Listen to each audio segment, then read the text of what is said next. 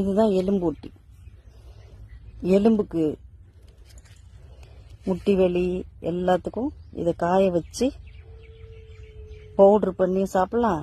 இதை அப்படியே தண்ணியில் கொதிக்க வச்சு இல்லை பாலில் கூட அரைச்சி சாப்பிடலாம். அரைச்சி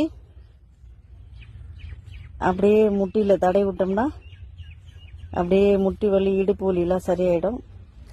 இதுதான் எலும்பூட்டி.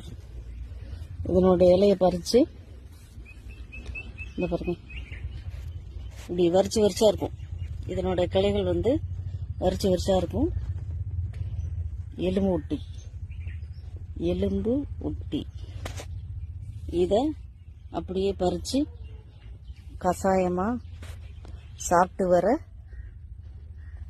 மூட்டு வலி, இடுப்பு வலி, போன் ஸ்ட்ரென்த்து.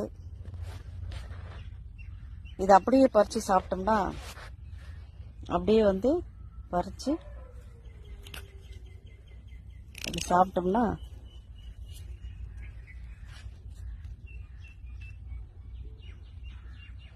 அப்படியே பறித்து சாப்பிட்டோம்னா